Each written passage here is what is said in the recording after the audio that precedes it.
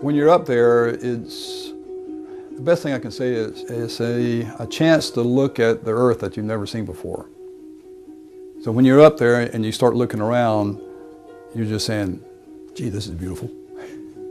You know, you're the only one up there that's going to get you down in the event of a problem. So you always feel a sense of isolation, but you know, it never fails to impress me that I look down and you can't see details, but you can see, you know, 2/3 of California sitting up there at the perch.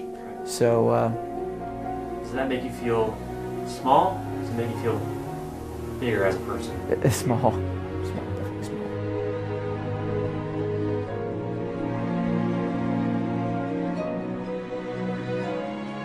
The U-2 was originally built to get up high over enemy air defenses and overfly hostile territory and take imagery. Now that's evolved quite a bit over the years. 55, almost 60 years later now, we're still flying this aircraft. However, now we're also using it for its standoff capabilities to stand away from hostile terrain and look far into hostile territory, not just to overfly. It started out as a platform to get a camera to high altitude, and the aircraft still excels at taking a large payload, 4,000 pounds of payload, to a high altitude. However, the payloads we have changed over the course of the 50+ years we've had the aircraft. It used to be a simple camera, wet film camera, and now we're hauling all kind of new stuff up there, and we can take that data, digitize it, and then pump it through a data link, and the U-2 has transformed from being a single aircraft with a single camera with a single pilot on board to a truck that carries all kind of equipment, and we literally carry 40, 50, 60 people, whatever it is, in the back of our aircraft via data link. Because when I'm on a mission over Afghanistan in the U-2, I've got this whole entire DGS, the ground station back here at Beale that we're talking to. They're looking at the feed, they're looking at the SIGINT, the imagery we're taking off the aircraft, and we're able to talk and work a real-time plan with what's going on over there. So the aircraft being able to haul payload to high altitude hasn't changed, but the way we do it and how we do it is completely different. I first saw the U-2 when I was about 7 years old at an air show at Patrick Air Force Base in Florida, where I grew up. That started to spur my inspiration. My father also worked for NASA, and I had a late retired former test pilot that used to fly the SR-71 that moved in right next door to me. So I was kind of like Dennis the Menace and always hang around the guy and his stories of flying up high at altitude by himself. That just got me thinking, one day in my career, I want to fly the U-2. I wanted to fly something up there really high, just be by myself, see the curvature of the earth, the dark of the sky. I said to him the same thing I still hear from people today. This is 1988. They still fly those? Like everybody, you studied it a little bit in school with the Gary Powers shoot down, and I was always an aviation buff. Didn't have the internet back then, so everything you had to dig out of the library. I didn't know a whole lot about the U-2 program, but I knew it was some sort of reconnaissance aircraft, and flown the Cuban Missile Crisis and that sort of thing. My dad was an engineer at NASA for the Apollo program, so a lot of pilots in our neighborhood, a lot of astronauts that the kids I went to school with. So I was surrounded by aviation, but as far as the U-2 goes, I really didn't know very much about it. I told people that flying the U-2 is the easiest thing in the world between 6 inches and 60,000 feet. Above that, ball game's over. It's one of the hardest things to control. Well, basically it comes down to safely landing the aircraft, both for the pilot, for the jet, and for the sensors on board.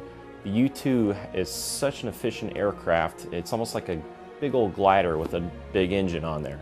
Even with the engine back in idle, it's still producing enough thrust, and the wings are so efficient in the ground effect that in order to get it to land, you've got to completely stall the aircraft. If you don't, it'll skip, then go up a little bit higher, come down hard and stall from too high. You can damage the aircraft or the sensors.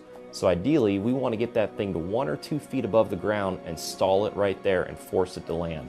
And it's really hard for a pilot wearing a full pressure suit and a helmet to determine when he's a foot or 2 above the ground. He's got tunnel vision with the helmet and he can't see the ground coming up from his peripheral vision. So we need another pilot in the car behind him to talk him down on a radio and tell him how high he is above the ground. It's an extremely difficult aircraft to fly, and the nature of our mission being single pilot, single ship employment makes qualities of officership and ability that much more important. Everybody that flies the U-2 has to have flown something else before they came to this aircraft. It's the hardest plane in the world to land and one of the toughest to fly in general. So we need guys that already have experience as pilots to come in this program, and then we evaluate them when they get here. We actually give them a flying interview as well and see if they have the potential to meet the learning curve to be a U-2 pilot.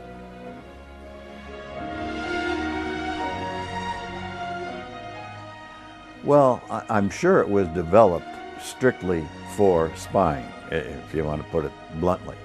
Most people didn't realize about what the U-2 was around until Powers got shot down in 1960.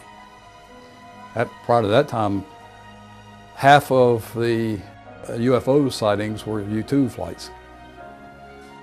Well, you know, there could be things that we don't know about, and no one ever griped about our take.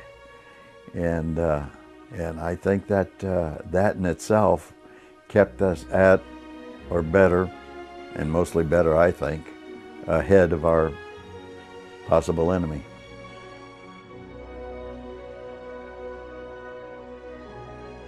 The aircraft really evolved from the very earliest days with Francis Gary Powers, with overflying the target with the camera. That was the single mission of the airplane, to becoming, you know, a workhorse, you know, a truck to cart the sensors to the high altitude regime. First of all, it's a completely different airframe. It's about 33% larger than the original airframe that was built back in 1955. On top of that, not only is the airframe new, most of what we're flying now was built back in the 80s. It's been completely stripped out, new fiber optic cabling throughout the U-2, all glass cockpit in the U-2, and the sensors we're flying are state-of-the-art now. Humanitarian aid, like we saw with the earthquakes in Haiti. We flew over there, took imagery to help out the rebuilding efforts down there. This is absolutely not the same U-2 that Francis Gary Powers flew back in the Cold War. I was pretty sure that with the U-2's capabilities and its flexibility and the ability to put so many different payloads on it, that it'd be around for a long time. And in that case, I was right.